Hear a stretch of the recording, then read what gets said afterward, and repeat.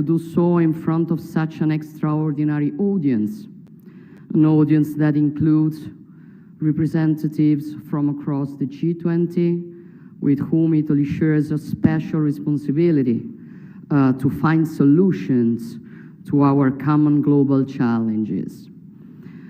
With this in mind, well, I would like to take this opportunity to share my appreciation for Prime Minister Modi's hard work on handling a complex presidency and to reiterate Italy's full support to its success.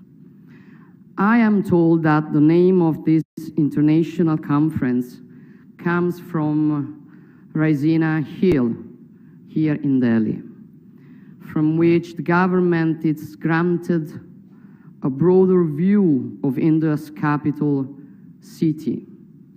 In troubled times like today, this is, I think, a fitting metaphor of the vision that we as leaders, thinkers, civil servants need to adopt.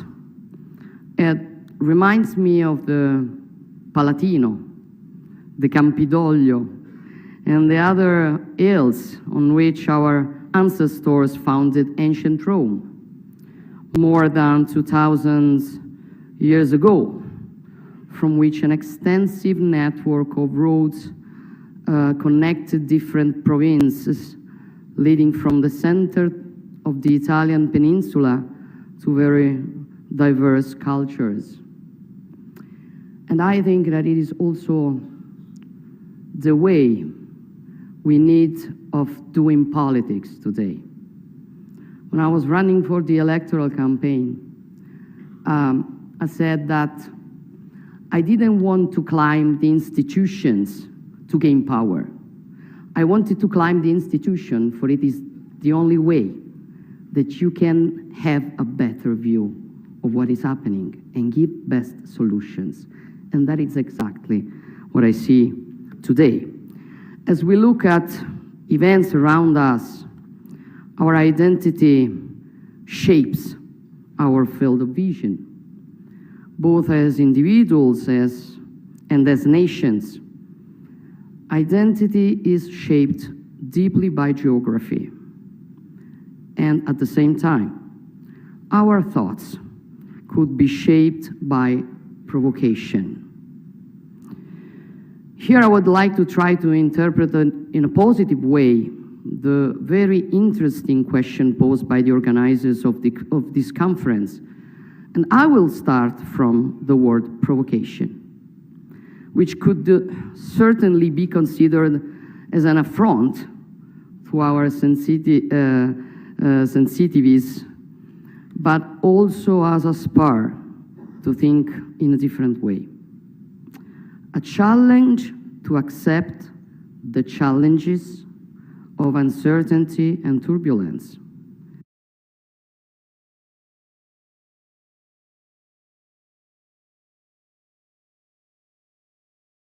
Of our historic times.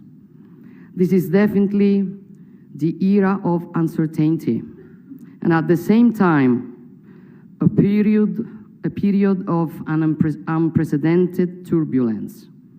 We are in a tempest, and we need to stand tall in considering our common challenges. We need to stand on the hill to take a deep breath and see our lands and seas and their problems in a more enlightened way. We need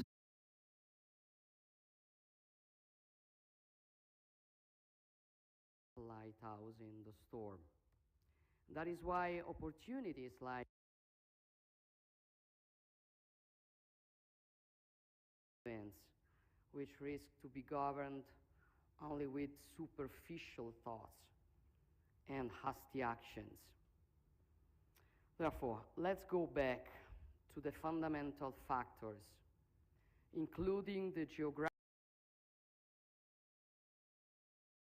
geographical one of our identities, And considering some, if one can speak of the concept of peninsularity, which could have a place next to those of insularity and continentality. Italy is deeply European. Our roots and history, they are European. And together with the nation across the continent, we've built Europe's identity through the centuries. Yet all of Italy's long coastlines are bathed in the Mediterranean, the natural environment where the Judaic, Christian, and classic roots of Europe have developed. Geography has shaped our culture, our outward projection, and our growth as civilization.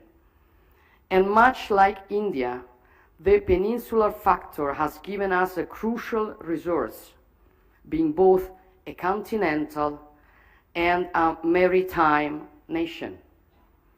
A key advantage, making us natural platforms for trade, logistics, and the dissemination of culture and science. For centuries, our maritime flows have looked towards the south and to the rest of the Mediterranean, which remains our natural neighbor, and with whom we are continuing to build mutually beneficial relations. This is the spirit enshrined in our vision, also dubbed the Mattei Plan for the Mediterranean and for all the African continent, with its growing population, challenges, and opportunities. A vast region which has also the resources, starting with energy, which are so crucial for Europe, but which should first of all benefit the peoples who are the owners of these commodities. Our objectives are simple: ensuring prosperity, peace, and lasting friendship through collaboration on an equal footing. A collaboration aimed at providing tangible benefits for all, without predatory ambitions, without coercion, economic or otherwise. In those first few months of my tenure, I gave priority to developing equal partnership on common priorities such as energy, and Italy is working to be the bridge connecting the Eastern Mediterranean, Africa, and Europe. Producer countries should benefit from their resources for their own prosperity and stability. Green energy, hydrogen, and electricity will more and more be locally produced for their own citizens and for Europe. Much like the energy transition, the digital transition is also based on connectivity. Data are the energy of our digital societies, and they will flow from India to Europe across the Mediterranean and Italy. The 𝗗𝗶𝗀𝗰𝗹 project will link the Indo-Pacific to our European economies. In the past, the Alps at our north protected Italy, but they were also the area of connection to the rest of Europe. Likewise, the Mediterranean Sea was for centuries a sort of blind alley, the extreme appendix of the Atlantic Ocean. Human progress and ingenuity, however, made the impossible possible. A change in geography, a passage from the Mediterranean to the Indo-Pacific through the Suez Canal. Today, the Mediterranean is really the sea in the middle, the basin which stands between the two major maritime spaces of the globe, the Atlantic and the Indo-Pacific. Italy, with its peninsula, which lies in the very center of the Mediterranean Sea, continues to be in every way a fully integrated part of the Euro-Atlantic community and of the cultural and political West, but it is more and more projected towards the Indo-Pacific, regaining the history of our maritime republics and of Marco Polo, especially after the opening of the Suez Canal. The laws of physics, starting with the communicating vessels, are those of trade. The impact of such a shift are hard to exaggerate. 150 years later, as the Indo-Pacific has become a crucial center for gravity for the global economy, 40% of the EU's foreign trade passes through the South China Sea, and much more transits through the Indian Ocean. Our two regions are more interconnected than ever before. Together, we account for 70% of global trade, and the EU has become the biggest investor in the Indo-Pacific, which contributes to two-thirds of global economic growth. The world's oceans connect us. They are essential to global commerce and our way of life. Today, shipping makes up 90% of all international trade, and freedom of navigation is crucial for our economies. Global interconnection has enabled our economies to cooperate and flourish, but it comes at a cost, especially in times of turbulence within the international community. What happens in Europe affects the Indo-Pacific in ways it would not have in the past. And what happens in the Indo-Pacific has direct repercussions in Europe. This is not a surprise. This is not a black swan. It is rather a gray rhino we should have seen. And it is something we need to keep in mind as we move forward. This implies a new approach on how we work together. We need to see the world through progressive lens, to focus with the same level of attention on both long and short-term dynamics. We face a war of aggression which brings us back to the tragedies of the 20th century, but at the same time we need to have the necessary vision to be prepared for the challenges of the 21st century.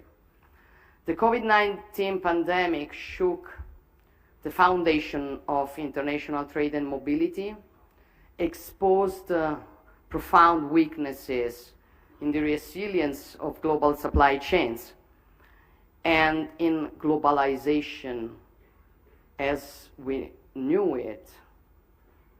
They said we could solve every problem with free trade. We were going to have democracy and richness for everybody. It wasn't like that. And we have to face what we were wrong in. As we worked to overcome these challenges, recover from the pandemic's devastating impact, and restore global trade flows, the Russian war of aggression against Ukraine disrupt global energy prices, endangered food security, and sent waves of inflation across the world to the detriment of the most vulnerable, especially in the global south.